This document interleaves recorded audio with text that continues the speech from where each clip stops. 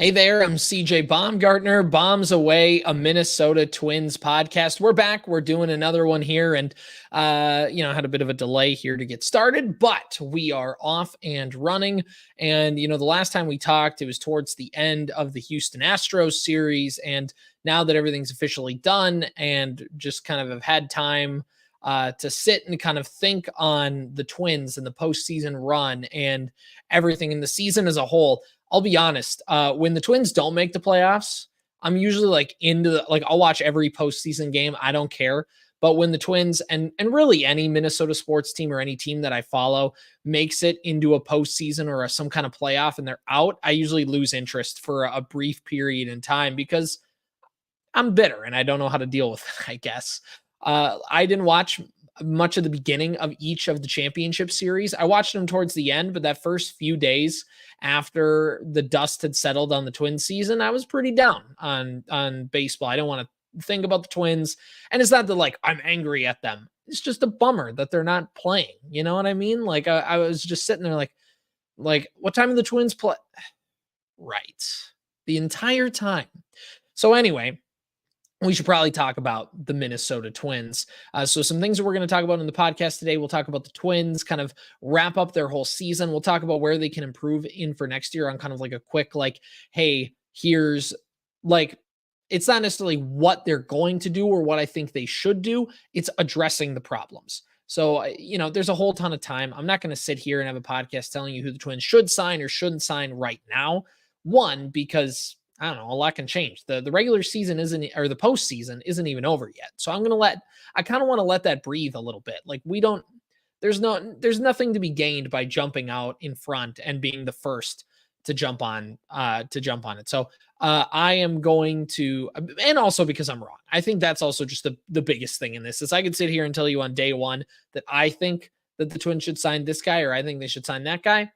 But I am often wrong when it comes to this early. Give me a week. Give me until actual negotiations can begin after the World Series. And then we'll kind of know a little bit more information. We can kind of gauge some things and it gets a little bit better. But in the meantime, we're going to talk a little bit about where the Twins kind of failed in this postseason series and where things went wrong. So where things went right for them in the sense of they constantly got I know Sonny Gray had a blow up start, but typically they got good pitching. And I think where the Twins generally failed in this series is where they've really failed all season long. And that was with runners in scoring position. That's again, I'm not sitting here saying strikeouts are the root of all evil in baseball, but they did strike out too much. And it was the first half Twins that really showed themselves in those last couple games against Houston and proved once and for all that Houston does not like the home field advantage. Look at that ALCS,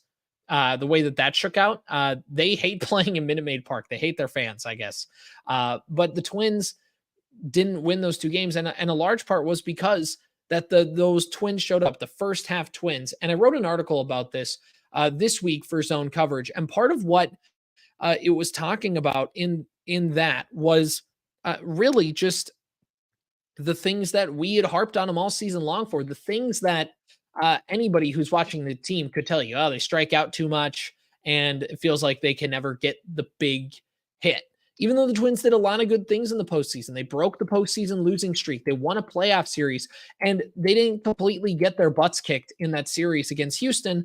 Houston just, I don't even want to say the Twins ran out of gas because their pitching was still phenomenal. I know Sonny Gray had a bad blow up outing, which can happen. And Jose Abreu decided to become the twin killer again from when he was in Chicago. But really, when you look at the postseason, it really faltered for the Twins.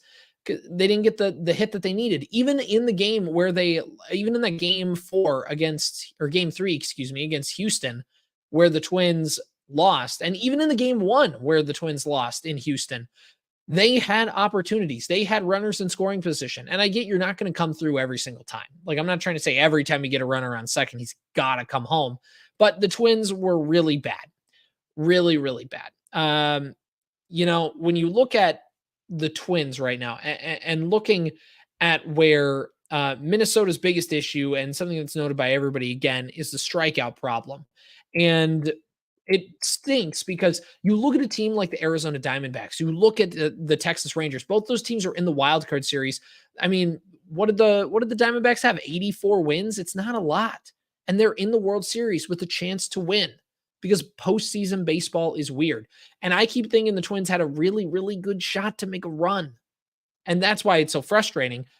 Because again, this team's playoff ERA 3.87 team ERA, excuse me, the fifth best in baseball. And they had a 25.9% strikeout percentage. So fifth best in baseball was the team ERA, first in strikeout percentage. Typically, a team like that wins 90 plus games. It's like, we had the best defense in football this year. And you'd say, oh, well, your NFL team surely won like 10 or 11 games, right? It's like, no, we won 7 because our offense stinks. And the Twins' offense didn't stink. It was just very hot and cold. Their runs per game was kind of average, but and it got a lot better in the second half of the season.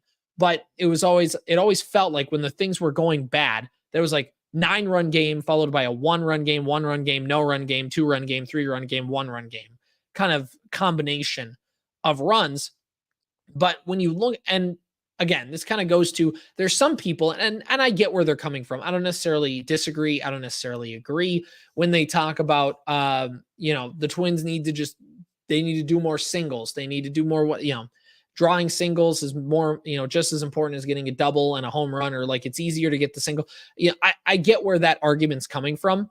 And it really shows in the sense of Twins hitters had the fewest opportunities, one of the fewer opportunities with runners in scoring position. So the Twins had 1,500 roughly plate appearances with runners in scoring position this season. That's 20th out of 30 teams. And that led to just 322 hits with runners in scoring position, which was 22nd. And strikeouts absolutely killed rallies all season long. Twins hitters led the league this year with a 26.6% strikeout clip.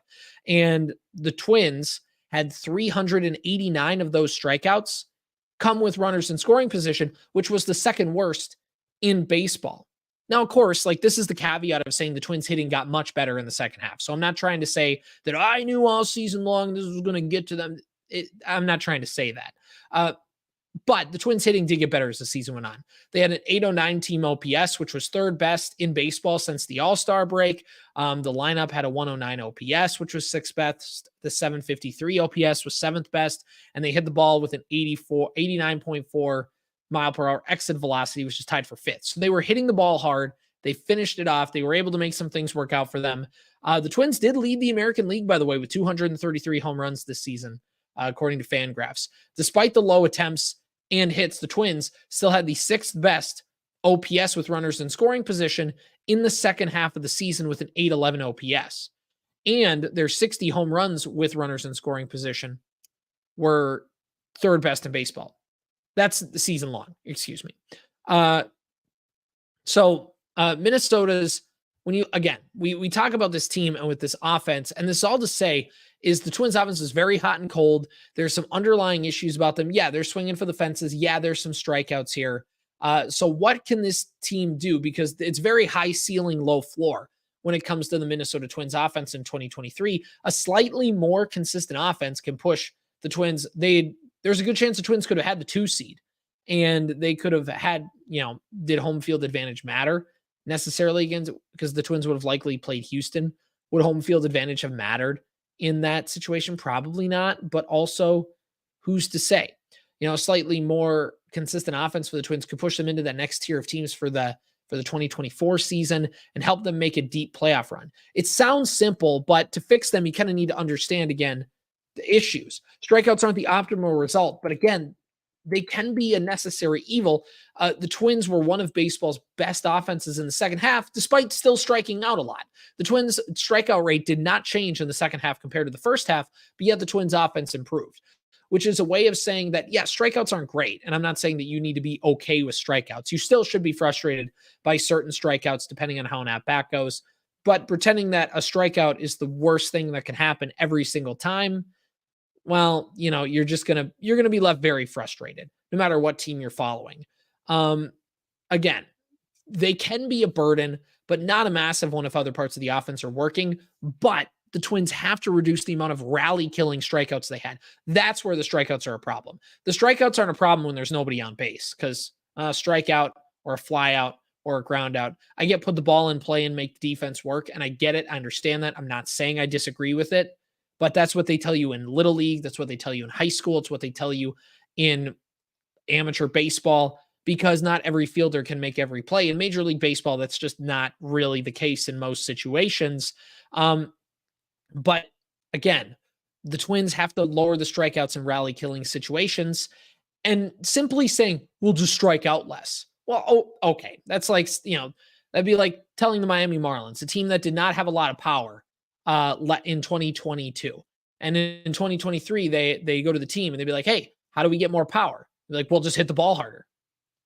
Okay, yeah, but how do we do that? Well, I don't know, just hit it harder. Well, that's not necessarily an answer. And I get that I'm probably oversimplifying the issue in my explanation here when I wrote this article, but here's kind of my critique. Here's kind of my overview of the situation. Contact for the sake of contact is just swinging the pendulum too far. Everybody loved to talk about Willians Astudillo, but at the same time, if you ever watch that, I know everybody likes to watch the chubby guy run. That's his shtick. And not his fault, by the way. He's just trying to play hard. He's trying to do his thing. It's kind of why I'm saying the reason he was popular among Twins fans and baseball fans more generally. It's like, well, this guy puts the ball in play and he's running around. And yeah, he put the ball in play, but I can't tell you how many at-bats I'd see where he'd swing at the first pitch and be so out in front, but he'd know how to make contact with it. And instead of just missing the ball and living to see another strike, he would weakly hit a ground ball, or he'd pop a ball up to the pitcher. Or the point is that just trying to make contact with everything isn't always the answer either. Sometimes you do need to do a Luis Arraez swing, and you do need to just find a way to poke the ball, and you don't need to do a full swing, and you need to kind of let the bat just hit the ball, just bounce off the bat. You don't necessarily need to follow through on the swing, but again, generally you're not going to be able to do that. And Luis Arraez is a great hitter because he does that, not because he's the only one that chooses to do that, because it's really hard. It's not that other guys wouldn't be willing to do that. It's that Luis Arraez is good at it, and it's incredible because it's not an easy thing, not just because nobody does it anymore. But the answer is somewhere in the middle. The Twins need to do a better job of hitting certain off-speed pitches, and specifically curveballs. When you look at Minnesota hitters, they were one of the worst teams against curveballs last season. If you look at fastballs, if you look at sliders, changeups they weren't particularly great on, but fastballs, sliders, the Twins could generally hit those. According to StatCast, hitters posted a 28th best -14 runs above average clip against the Bender. So the Twins had a run value of -14 against the curveball. Now, I'm not as well grasped and well versed on, that specific system. -14 just isn't a good number. And when it's one of the worst in the league, it's not a good number. Ironically, one of the Twins' biggest strikeout guys was Joey Gallo. Joey Gallo actually had the most success against curveballs. He had a +4 run value, despite a 40% whiff rate against the pitch, meaning that he would whiff at it a lot, but when he made contact, he made contact. And again, it just goes on how you view certain things. But only 5 Twins players had a positive run value rank against curveballs. Kyle Farmer and Jorge Polanco were at a -3 run value. Christian Vasquez was the worst with a -5 run value, and pitchers threw him a curveball. Despite the strikeout struggles, the opponents still had to respect the Twins' power. Either that, or they kept trying to trim the edges and to, see if the Twins would chase on some pitches. The Twins had to be selective in finding their pitch because their opponents threw 49.5% of pitches inside the zone. That's the lowest percentage in baseball. And the only team comparable to that, I believe, was the Phillies. Minnesota batters were around league average in swinging outside of the strike zone. So again, teams were maybe you could chalk some of that up to, the Twins hit a lot of home runs. We're going to throw it outside of the strike zone and see if they'll swing and miss. And hey, the Twins strike out a lot. So maybe if we just kind of nibble, maybe they'll overextend and get over eager and swing at some of these when it comes to that. Still, recognizing pitches and taking advantage of balls in the zone was an issue for the Twins. Their 83.1% zone contact rate was second to last in baseball this year. So again, the Twins are trying to find their pitch, but even when they got their pitch. It's that thing of, why did it always feel like the Twins were swinging and missing at curveballs in the dirt, and then they would get the fastball and then either just take it looking, or they would completely whiff or feel like that they just were not prepared for it. Again, it might go to what was an issue with the Twins, especially in the first half of the season, was being too passive at the plate.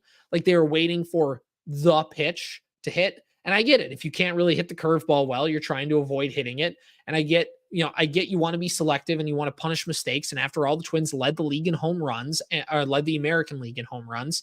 I mean, I get the logic behind it, but also at the same time, being too passive puts you in the situation where it's not just, again, it's okay to put up with strikeouts in certain situations in two scenarios. One, if the offense is just outperforming so much that it doesn't really matter.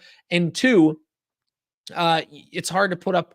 You can't put up with strikeouts in that situation.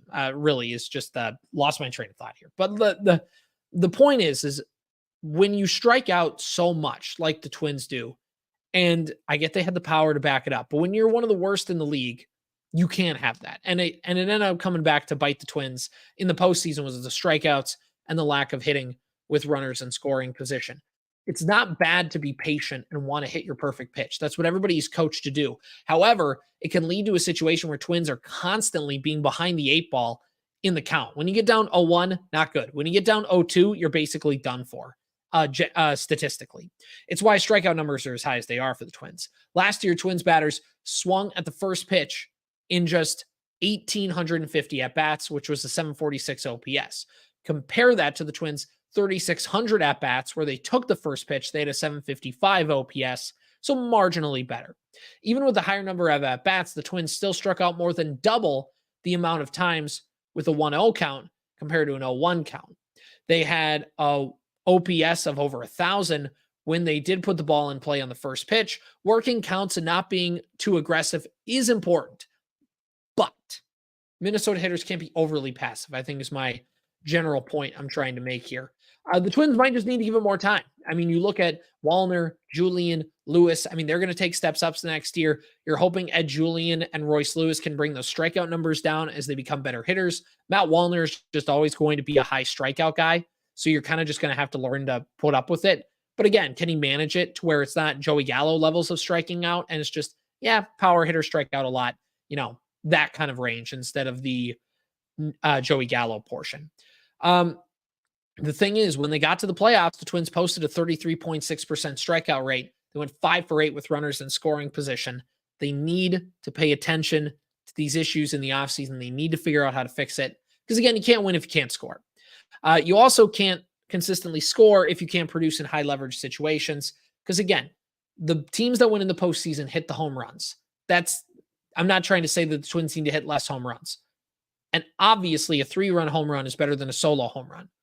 So again, it's, can you get runners on base and take advantage in those situations, whether it's hitting a home run, whether it's hitting a double, whether it's getting a single. They just weren't able to do anything. They need to be able to hit the curveballs. They move, that's a specific thing you can plan for. You can say, okay, we need to get better at curveballs. Well, how do we need to get better at curveballs? How do we as a team, as a coaching staff, prepare our players? How do we do whatever differently? Hitters have to produce with runners in scoring position, recognize pitches. It's easier said than done. But again, if the Twins can do it, their offense looks a lot better than it would have a year ago, or in 2023, I should say. And that's the biggest thing when you look at the Twins and when you look at their issue. It's the strikeouts that killed them. And if they can just recognize curveballs a little bit better, if they can maybe just be a little less passive. Again, I'm not saying that they're going to all of a sudden never strike out again, or their strikeout numbers are going to be top 5 in terms of not striking out. Though, can you go from worst to middle of the pack? And if you can do that, I think it's going to be okay. But again, not every time you don't strike out necessarily turns into a hit. Sometimes it turns into the ball being put in play and you just grounding out. But if there's runners on base, you either ground into a double play, or putting the ball in play maybe turns that fly ball into a sacrifice fly. Maybe do whatever. I'm trying not to talk out of both sides of my mouth here, because sometimes I kind of feel like I am.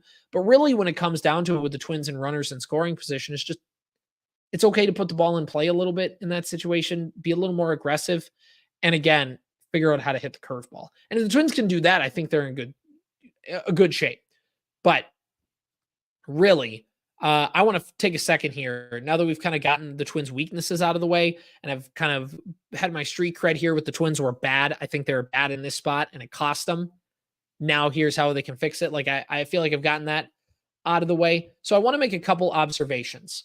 First off, is that the Twins general manager, Thad Levine, took a interview with the Boston Red Sox to try and be their president of baseball operations, general manager, executive BP of blah, blah, blah, blah, blah, blah, blah, blah, blah. All those titles are basically, who's leading the front office. And Thad Levine had opportunities for Detroit. He had opportunities for Philadelphia. He stayed with the Twins, and he's also staying with them again, even though he interviewed for that position. And again, I think, I'm not the biggest Derek Falvey and Thad Levine praiser on this platform, but I think they've generally been fine. I don't have any, I have minor complaints with how they do things. I think the way that they held on to veterans was a little bit too, and, the way that they've held on to veterans, not just this year, but years past, sometimes is a little frustrating. There's certain moves here or there, don't necessarily like, but at the end of the day, I feel like for who the Twins would have hired, I feel like they're fine. If you're expecting the Twins to all of a sudden hire somebody who's just going to spend money, I mean, I don't know what to tell you, but I think they're fine. I think Derek and Thad are fine. I think Derek's running the show. Thad Levine's the number 2. And, maybe it was time for him to go take that job, but he didn't. I remember Thad Levine almost took that Philadelphia job. I believe it was after the 2020 season. And I wrote some kind of article at the time talking about how I was like a power couple, and the power couple was about to be broken up. And that was still at a time when Derek and Thad are very much like at pressers together, and they were like pretty much a tag team. I think Patrick Royce, his voice, I think he called them the Wonder Twins or something like that, which honestly, great nickname, the Wonder Twins or the Wonder Kids or whatever it was. But Whiz Kids, maybe, I can't, you get my gist. But they're a little less at the hip in terms of just public facing. And based on what I've heard just from other podcasts and just from reading things, it's basically like, no, their roles are pretty much the same. Thad just does less media stuff because Derek Falvey, the Twins head of the baseball operations, just is comfortable with it now. He's good. He's got it. He doesn't need to bother Thad with doing some of that stuff. I think Thad Levine would be fine. I mean, the thing with baseball front offices is it's hard to tell. It's like remember when the Twins lost Wes Johnson a year and a half ago, and everybody's like, is the Twins pitching gonna collapse? Is it gonna fall apart? I mean, I don't know. We've never seen, and I asked the question myself too. Like and the Twins pitching fell apart last season in 2022, but it wasn't necessarily because the pitching coach left. They were already kind of screwed from the very beginning. But I think losing Thad wouldn't have been good, just in terms of, now you got to scramble, you got to fill that role, and there's the synergy, there's all that kind of stuff. But, I think at the end of the day, the franchise moves on, and you kind of have to do that. And it's this thing, you look at Vikings fans, they talk about Brian Flores as the defensive coordinator, and he's doing a great job with the defense, but oh no, what if he's too good? He's going to get hired away and he's going to be somebody's head coach. And yeah, that stinks, but also that's a good thing.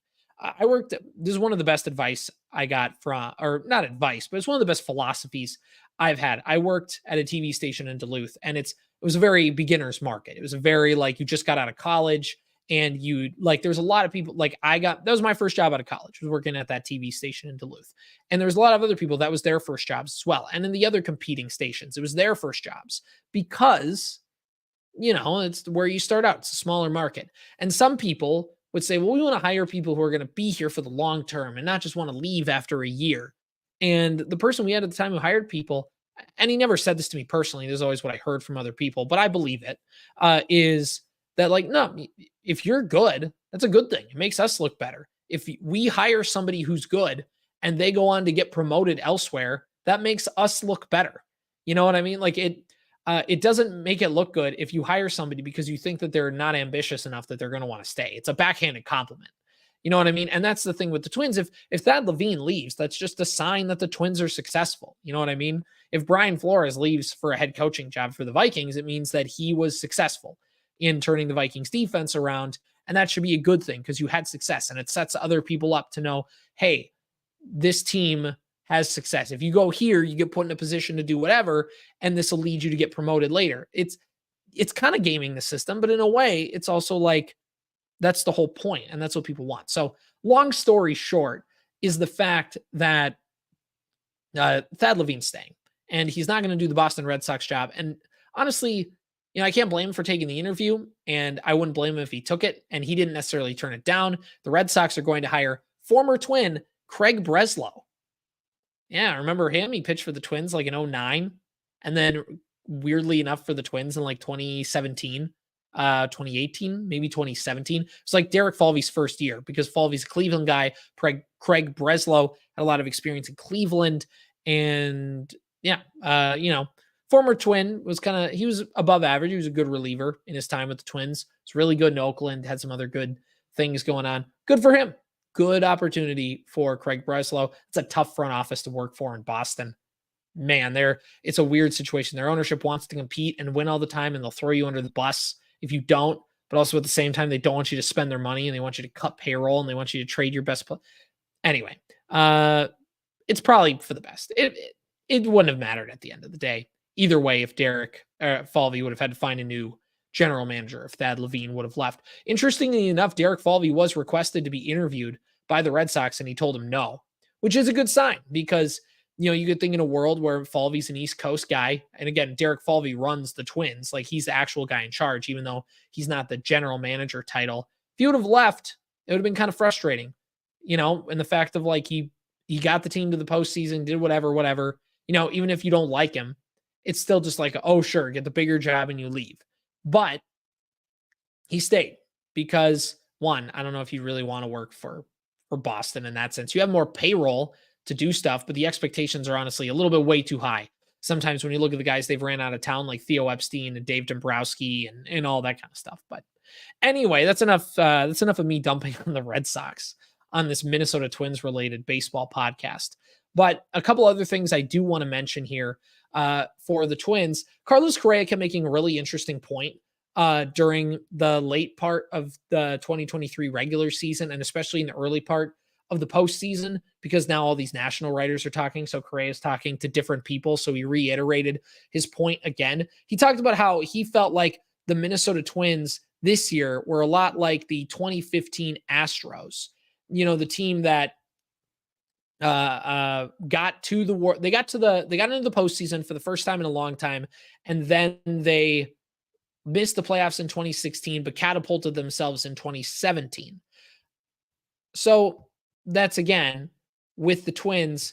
Carlos Correa's point is like, hey, this was a team in Minnesota that was really bad in the postseason. They had the 18-game postseason losing streak. Here's how in Houston, we had to deal with a playoff losing streak, just like you guys did. Not a playoff losing streak, but like we didn't get to make the postseason streak. I mean, Houston, since making the World Series in 2005, I don't think they made a postseason since they switched to the American League and since 2015.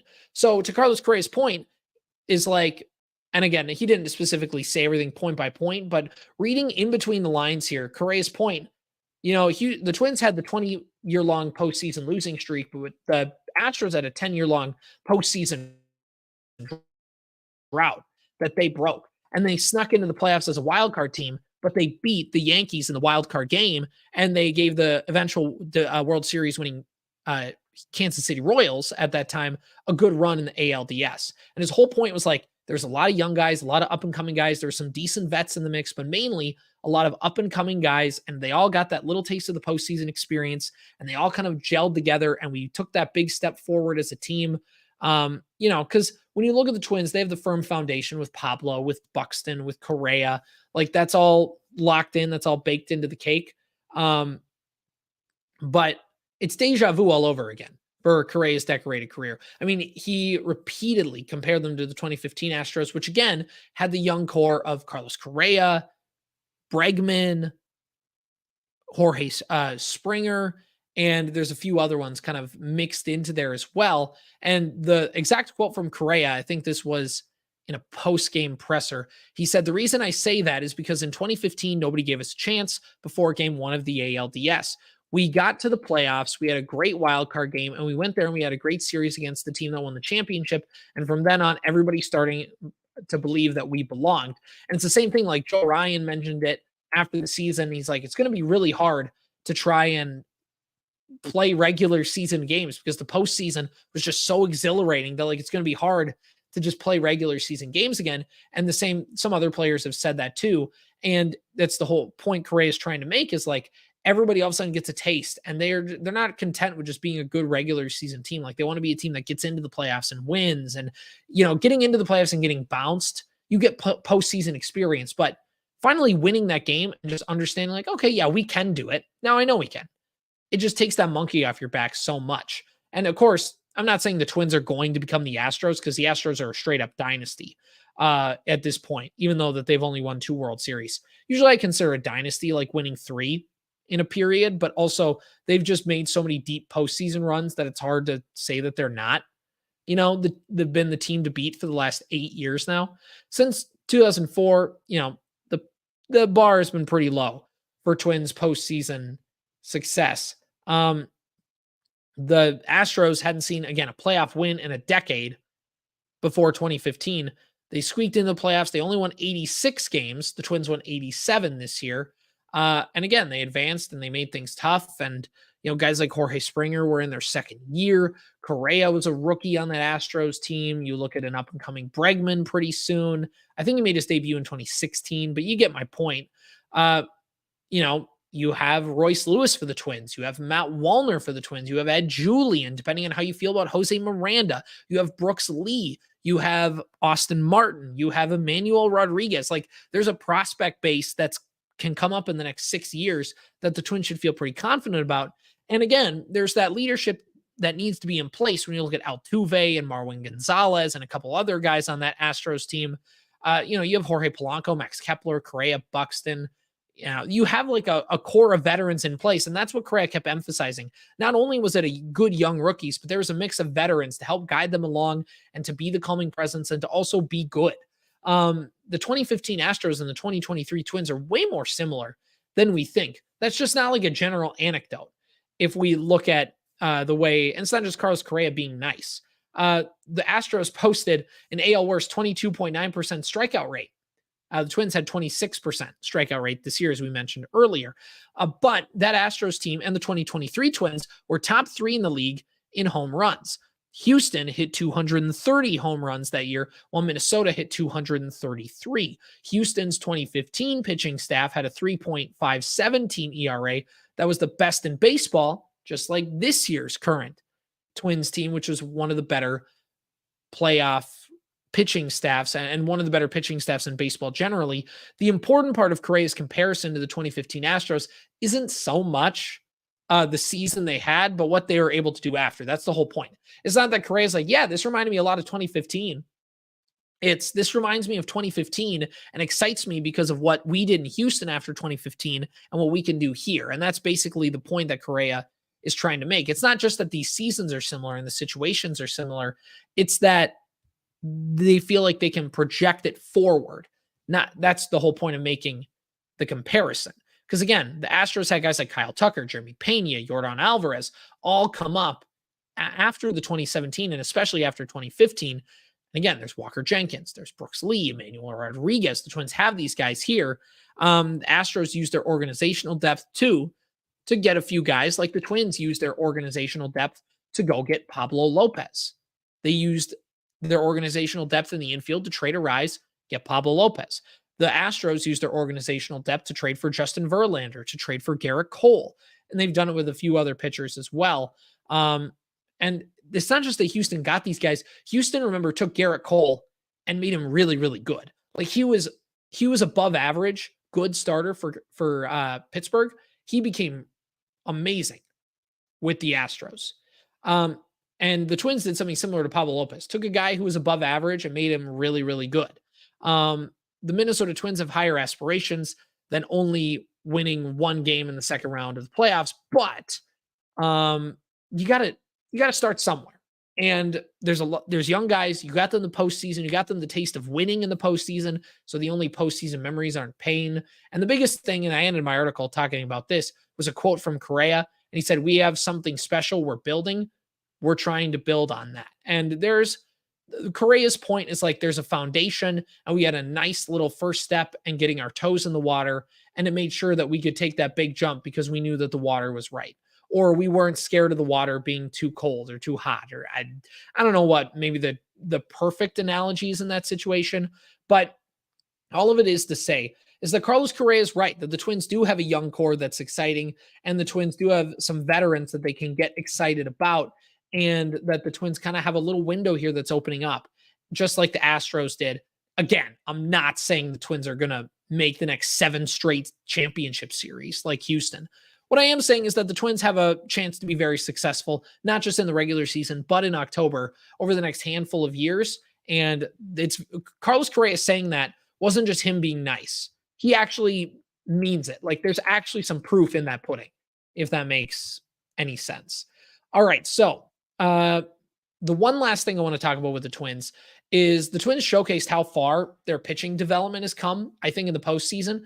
Because again, outside of like Jim Cott, Burt Blyleven, Johan, there's Viola, Jack Morris, but he only pitched for the Twins for 1 year. Twins have not been known for pitching. They've been known for hitting. Harmon Killebrew, Tony Oliva, Rod Carew, Versales, and there's I'm thinking of more of the older guys, but also you look at the Twins and you look at the guys that they had, Herbeck and Puckett and all of these big hitters, and then you get to the Ott Twins with Torrey and Mauer and Morneau and all these big hitters the Twins have had, but they've never really had just the consistent level of pitching and figuring out how to develop it.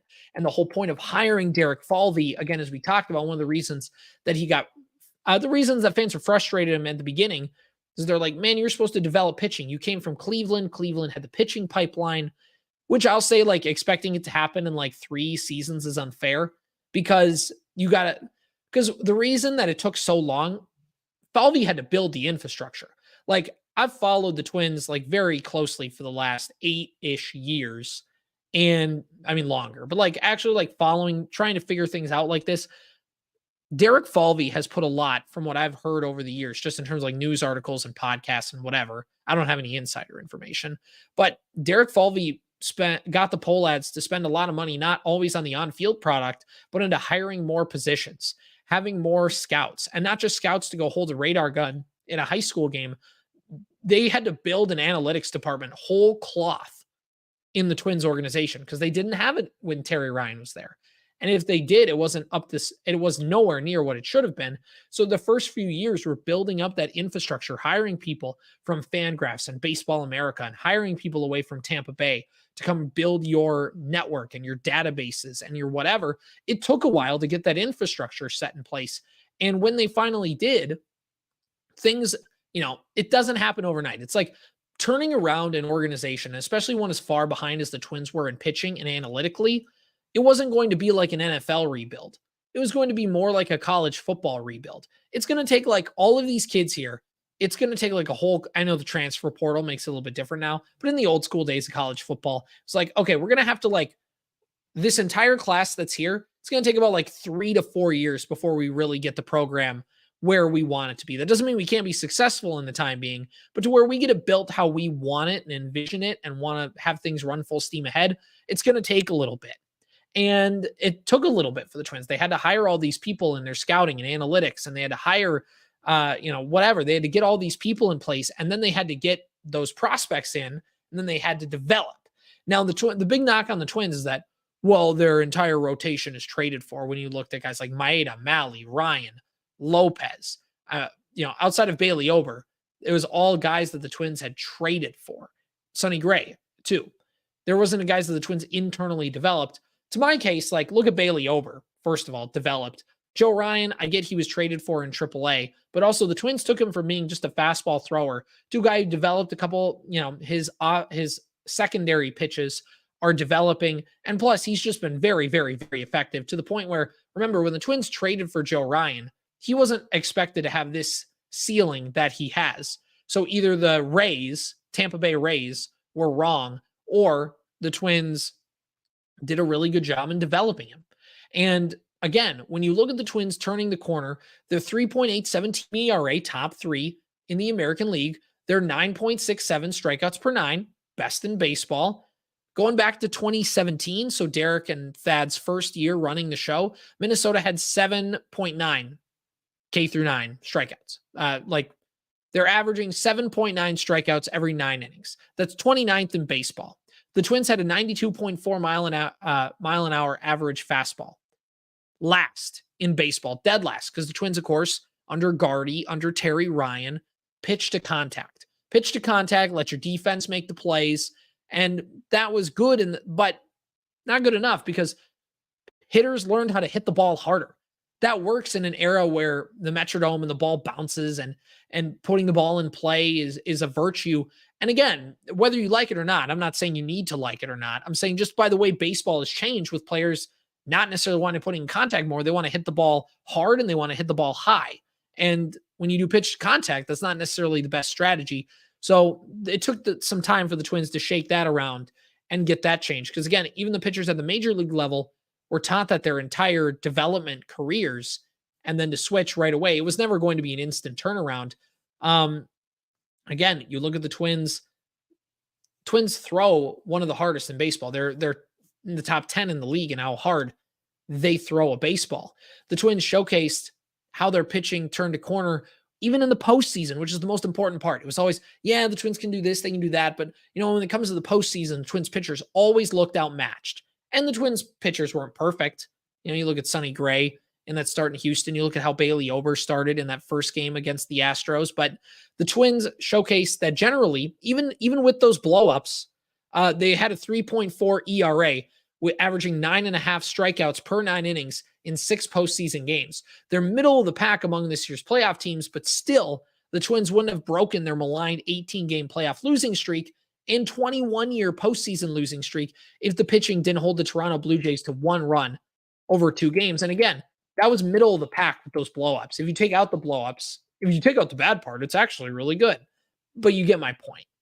Changing Minnesota's pitching infrastructure, again, required the turnover, required the Twins to get guys. And just because the Twins had to trade for Pablo Lopez doesn't mean that the Twins didn't develop him either. The Twins were able to, and again, they picked the right guys. They picked guys early on when the Twins took over. Again, I said it took time for those guys because they've been trained a certain way. But also the Twins didn't get the GM and president of baseball operations didn't get to pick those players. They get to pick Pablo Lopez because they thought the characteristics were good for development.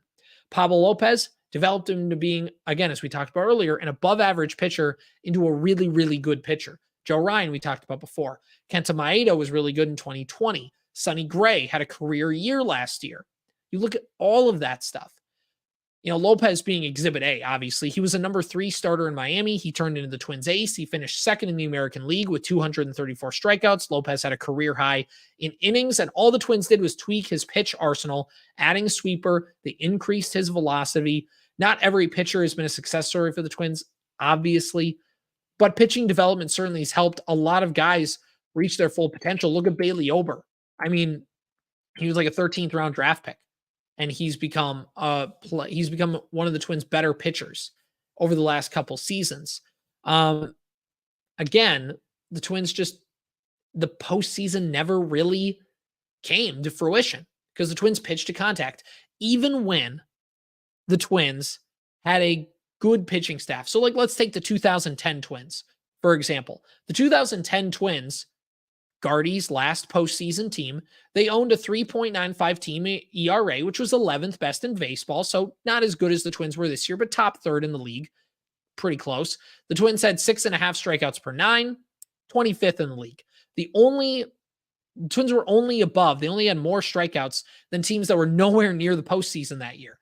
Minnesota's 92.1 mile an hour average fastball was ranked 19th, so towards the bottom 3rd of the league. The Twins weren't striking out guys, and the Twins definitely weren't throwing the ball hard. So it meant that when they got to the postseason, they just got crushed. I mean, they ran up against teams like the Yankees, who just completely destroyed them year in and year out. And it's doing things like that, running into those teams didn't help. And maybe you say, well, the game wasn't quite there yet. Maybe you're making too much out of it. Well, look, when the Twins ran into the Yankees, they ran into G or A-Rod. They allowed 17 runs in 3 games. Yankees swept the Twins. But for reference, the eventual World Series champion San Francisco Giants had over 8 strikeouts per 9 innings and over 1,331 total strikeouts, were both far and away in baseball that season. So there are more ways to gauge postseason success than just strikeouts alone, but teams that consistently made deep playoff runs, just like teams that hit home runs on offense, teams that consistently make deep postseason runs are teams that can strike out hitters, because again, the ball is not in play and the ball can't be hit over the fence if you can't get them to hit the ball at all. A dominant pitching staff kept the Twins alive. Again, the Twins offense stunk, but the Twins offense was kept in game 4 in Minnesota, excuse me. It was a 3-2 ball game. Twins pitching, I know Joe Ryan was maligned, or not Joe Ryan, but Rocco Baldelli was ripped up and down for taking Ryan out early, but it worked. Rocco Baldelli managed the postseason very, very well. And again, not a huge Rocco detractor. I'm not a huge Rocco enjoyer. I don't know what that. Yeah, I'm not a huge Rocco stan. Let's put it that way. But at the end of the day, I think he's fine. I think when he's really good, when he's pushing those right buttons, it's really, really good. Sometimes it doesn't always happen, but that's the risk you run when you try and make a bunch of swaps and pinch hit and platoon and try and play matchups. But, you know, the Twins have an ability to be dominant this year. And again, another guy that they traded for was Yohan Duran. They traded for Duran, a guy who's in the low-level system. He was an A-ball pitcher. He was gotten the Eduardo Escobar trade, and the Twins wouldn't be anywhere near where they're at if it wasn't for Yohan Duran. The Twins have leaned into that pitching depth, and it especially helped them in the postseason. Louis Varland, you talk about who have the Twins developed? Bailey Ober, okay. Louis Varland, who was pitching at Concordia St. Paul. NSIC, I'm a BSU fan. Bemidji State plays in the same conference. No guys on these teams rarely make it to Major League Baseball because it's hard. And Louis Varland getting in, I know it's a lot of hard work on his part and he did everything right, but also Louis Varland was really developed by the Twins. But let's go back to some trades. For example here, Chris Paddock. I ripped the trade up and down when it happened. I still am uneasy about it. Like in terms of the trying to win in 2022, it didn't really help them. But again, that's because Paddock got hurt and Pagan blew up. But Paddock this year, even though he only played really in the postseason, looked incredible. And it got to the point where I'm really excited to see what Chris Paddock can do in a starting role over the long haul of a season. But again, the Twins developed Chris Paddock. Not a ton because he was hurt, but the point is that they coached him up, they knew how to manage him, and they saw talent in the guys that they draft. Just like a team, when you sign a minor league free agent, you need to have some characteristics where you can see upside in players, and the Twins have done a good job in some of these guys of finding that upside. Rocco Baldelli managed the bullpen game perfectly. Look at Caleb Thielbar. Remember him? The Twins developed him. And again, he pitched for Minnesota back in the early 2010s.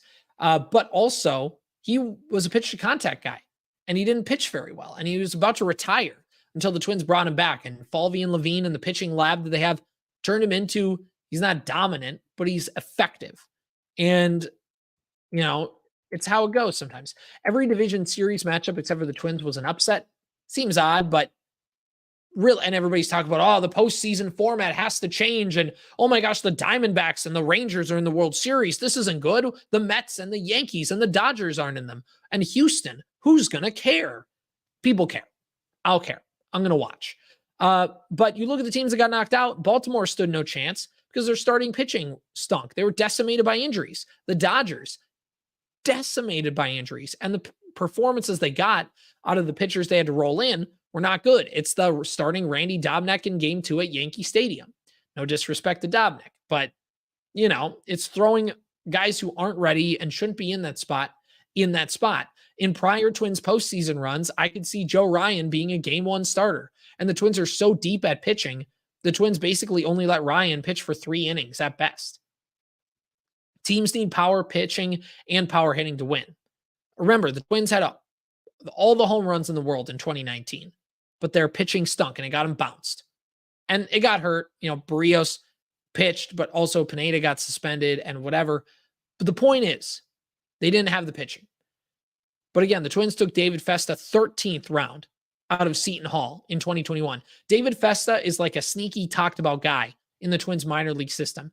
Currently, he is the number 9 prospect in the Twins' entire farm system. And he was a 13-round pick out of Seton Hall 2 years ago. Matt Cantorino, he's number 18 on the list. He battled injuries, but they could also add him to the pitching staff at some point, in the next year or so. There are more options in free agency, trades, or within the organization, but the Twins are getting increasingly better at developing pitching, which only helps. Like the Pablo Lopez story is great, not just because it's a great story and the Twins developed that one particular person, but if you're a starting pitcher who was good and has struggled the last couple of years, you go to them and you say, hey, you've turned around other guys. I think you can turn me around. It's the Patrick Peterson for the Vikings when he was a free agent coming out of Arizona. He signed with the Vikings specifically because he said Mike Zimmer knows how to get the most out of corners. So I feel like that's going to be my play. Now, granted, the 2021 Vikings were not a good football team, but the point is that there was some institutional credibility built up to where it landed you somebody who could really help out your team. And that's what the Twins are going to run into. It's that developing Pablo Lopez doesn't just make the Twins look good for developing Pablo Lopez. It means that anytime that there's a pitcher who's mid, but with a high ceiling, or a pitcher who was high ceiling, but now came back down to earth, he was now mid. Like, how do you get that guy back up? And if you're a free agent, which camp do you reach out to? Let's reach out to the Twins. You see what they did with Lopez? Do you see what they did with, Brock Stewart? I don't know why I couldn't remember his name. With Brock Stewart, do you see what they did with Bailey Ober? And again, I'm not saying the Twins have been perfect. I'm not saying the Twins pitching is great. I get that, they didn't develop things internally and they did have to trade and they did have to give up assets. But also when you look at some of the other teams, that's exactly how they develop pitching pipelines. You got to get a ton of assets in the building. And sometimes you have to give away certain other valuable parts of your team and your farm system to do that. But again, Minnesota is only going to get better, I think, in the pitching department. And if you let the Twins and the Falvine team do what they do, I think they're going to be in good spot. I'm not going to say that every single pitcher they're going to turn around. And like Matt Schumacher was a mistake. Dylan Bundy was a mistake. Chris Archer was a mistake. Like Lance Lynn was a mistake. They haven't been perfect. I'm not going to sit here and tell you that everything that they've done is perfect and you should never doubt them ever, ever, ever. Because I got here on this podcast and I've doubted them and I've said that they weren't good many, many times. So I'm not here to tell you that they're the best in the world, but I am here to say that, everybody likes to rip them because where is the pitching pipeline? Where is it? It's not what I thought it was going to look like either. It might not be what you thought it was going to look like, but there is still a pitching pipeline. And it may not be as strong as some other teams in the league. And it may not be like Cleveland where they're a factory for starting pitching, but it took Cleveland years to get to that point. And that's a thing that takes a long time.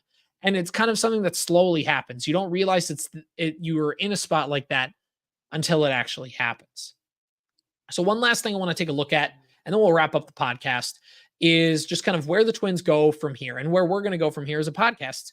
We're going to get back to just once a week. In the last offseason, we went through positional groupings and we went through each different position and who the Twins had last year, who the Twins have coming up in the farm system, kind of where each position stands. I'm thinking of bringing that back as we go through the offseason and kind of can kill some time because it'll kill like 11 weeks, really.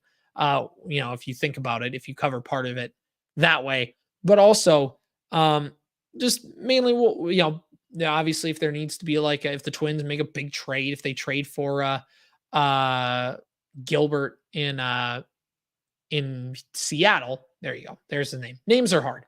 If you trade for Gilbert in Seattle, or if you trade for Castillo, or if you trade for somebody, the Twins trade Jorge Polanco, which could happen. The Twins trade, a prospect like Emmanuel Rodriguez or Brooks Lee. We'll for sure be here to talk about it. But what I think the Twins' biggest offseason needs really are, you're going to need to find a center fielder, because even though Byron Buxton hopefully will play center field next year, Matt's a free agent, Michael A. Taylor, and you're going to need to figure out how to fill that role. I don't see the Twins bringing him back because he's had a career year, and you have Austin Martin who could take that role. You have Willie Castro who could play some center field, and also the Twins will probably bring in another minor league free agent that could play some center field and also be useful in that department. So I don't see the Twins making that big of a move.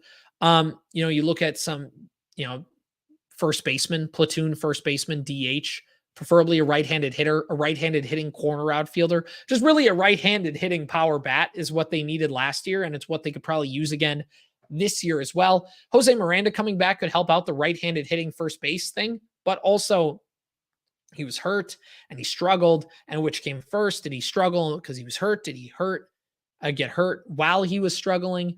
Like where's the order there? But I think you have to go forward and just get one. And we can talk about it more as it goes along. But that's kind of where things stand with the Twins. Some trade candidates, who do the Twins trade? Does Christian Vasquez get traded? Jorge Polanco, Max Kepler, a couple of these other guys on the team, do they end up getting traded? Because this is the one thing that we all need to remember. The Twins TV contract with Bally is over. And that's good because the Twins finally are out of that crappy TV network and we don't have to deal with them ever again.